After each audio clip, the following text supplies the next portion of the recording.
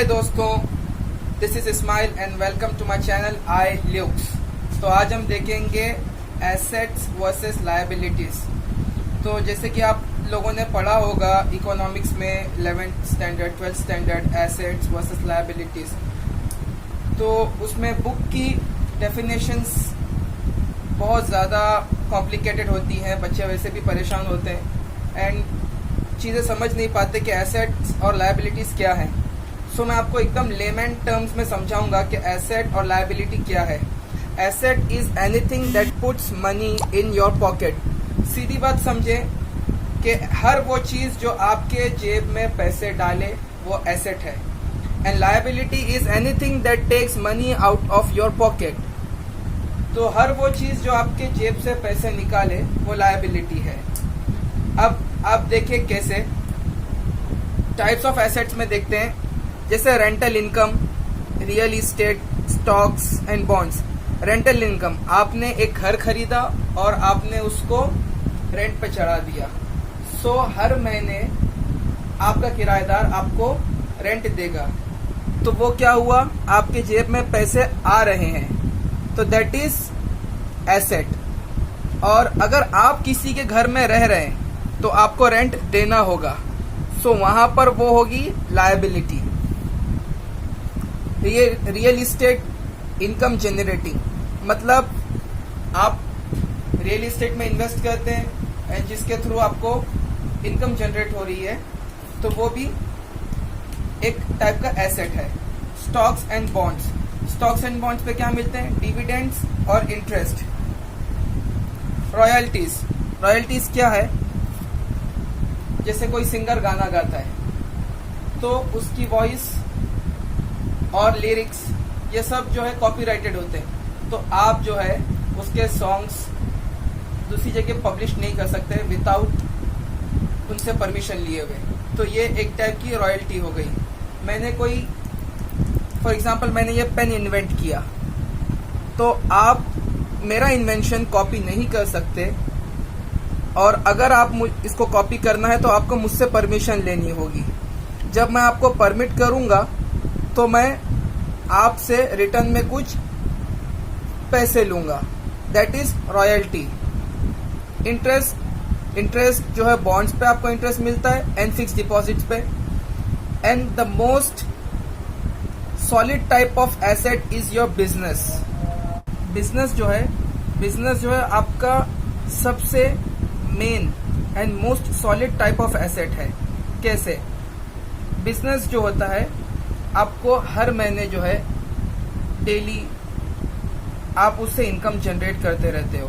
और मैंने आपको स्टार्टिंग में बताया कि हर वो चीज जो आपके जेब में पैसे डाले, सो बिजनेस जितना ज्यादा एक्सपांड होगा उतना आपका एसेट बड़ा होगा। और आखिर में anything that has value produces income और एप्रिशिएट्स इन वैल्यू। मतलब हर वो चीज जिसकी एक वैल्यू है, या तो वो इनकम प्रोड्यूस करती है या तो वो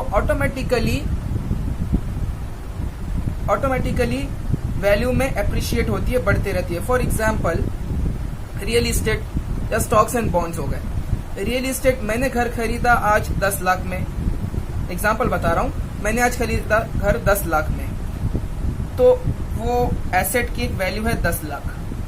या तो मैं उसको अगर किराए पे देता हूं तो मुझे रेंटल इनकम आती है which is produces income generate हो रही है। या फिर 10 साल के बाद वो 10 लाख का घर जो है 1 करोड़ का हो गया, तो ये एप्रिशिएट इन वैल्यू। सो हर वो चीज जिसकी एक वैल्यू है, या तो वो इनकम प्रोड्यूस करे या उसकी वैल्यू बढ़े, वो जो है एसेट है। अब मैंने थर्ड पॉइंट समझाया था टाइप्स ऑफ एसेट्स। मैंने ये पॉइंट जानबूझ के छोड़ा था, मैं आपको ये समझा देता हूँ। देखिए ये इनकम स्टेटमेंट, इनकम यहाँ पर है एंड एक्सपेंस, और साइड में balance sheet, assets and liabilities. तो एसेट्स जो है वो इनकम प्रोड्यूस करते हैं। तो जैसे कि मैंने आपको बताया, एसेट्स इनकम प्रोड्यूस करते हैं तो मेरी इनकम बढ़ती है। सो एसेट्स जितने ज्यादा बढ़ेंगे उतनी मेरी इनकम बढ़ेगी। On the other hand liabilities जो मैंने बताई थी, हर वो चीज जो आपके जेब से पैसे निकाले, तो उसमें कैसा फ्लो होगा, लायबिलिटीज होगी। जितनी ज्यादा लायबिलिटीज होंगी उतनी ज्यादा एक्सपेंसेस होंगे। लायबिलिटीज के टाइप्स देखें। सबसे पहले तो टैक्सेस। अगर आप सैलरी अर्नर हैं, बिजनेसमैन हैं, आप जो भी हैं, आपको टैक्सेस पे करने हैं। मॉर्गेजेस आपने अपना घर गिरवी रखा है, गोल्ड गिरवी रखा है, सोना या जो भी चीज़, तो वो सब चीज़ें आएंगी मॉर्गेजेस में। तो मॉर्गेजेस जब आप रखेंगे तो आपको मंथली उनको पेमेंट करनी होगी, तो ये मॉर्गेजेस हो गए। लोन्स, अब इसमें लोन्स में n number of loans, housing loans, car loan, credit card debts, हर टाइप के लोन्स इसमें आ गए। इसमें भी आपको हर महीने पेमेंट करनी होती है। डेट जो है मतलब कर्ज, आपने किसी से कर्ज लिया है तो आपको वो कर्ज चुकाना है, मतलब वो आपके जिम्मे है कि आप उसको वापस देंगे पैसे। फॉर एग्जांपल, मेरे पास 10 लाख के एसेट्स हैं और 1 लाख का कर्ज है, तो मेरा नेटवर्थ होगा 9 लाख, बिकॉज 1 लाख मुझे उसको वापस देना है, वो मेरी लायबिलिटी है। रेंट, आप कोई घर में रहते हैं तो वो रेंट, मैंने आपको स्टार्टिंग में समझाया था, आप इसमें फिर एक बार ध्यान से सुन लीजिए। एसेट जो है रेंटल इनकम, मेरा एक घर है, मैंने उसको किराए पर दिया और उससे मुझे पैसे आते हैं, तो वो हो गया रेंटल इनकम, वो एसेट। और अपोजिट में देखिए कि अगर मैं किसी के घर में रहता हूँ तो मुझे हर महीने उसको पैसे देने हैं, मतलब वो मेरी एक लायबिलिटी है। फूड, अब देखिए फूड और ट्रांसपोर्टेशन, इसमें बहुत सारे लोग एग्री नहीं होंगे, बट स्टिल हर वो चीज़ जो आपके जेब से पैसे निकाले, फूड और ट्रांसपोर्टेशन ये एक बेसिक नेसेसिटी है, बट स्टिल अब expensive food, high and restaurants में जाकर खाना, एक लेविश लाइफ जीना, ये इस चीज़ के मैं खिलाफ नहीं हूँ, but still it is a liability. Transportation में सब आ सकता है, cars, bike, train, buses, aeroplanes, helicopter, private jets, anything.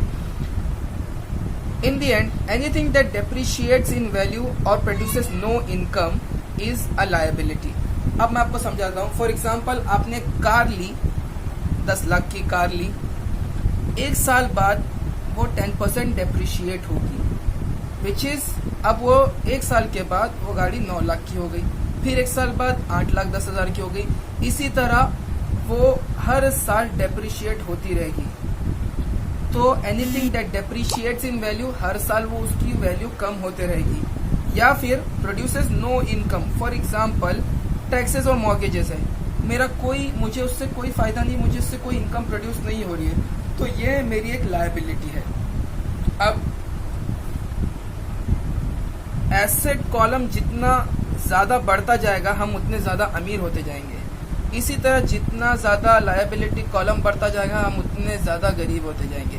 इसलिए अमीर आदमी और अमीर होता रहता है, बिकॉज वो अपने एसेट्स बनाता रहता है, एंड गरीब आदमी हमेशा और गरीब होता है, क्योंकि वो एसेट्स नहीं बनाता, वो लायबिलिटीज बनाता रहता है। इसके बारे में आपको और डिटेल्स में पढ़नी है तो हमारी वेबसाइट का लिंक मैंने नीचे दे दिया है, आप वो वेबसाइट से भी और डिटेल्स में पढ़ सकते हैं। Thanks for watching guys.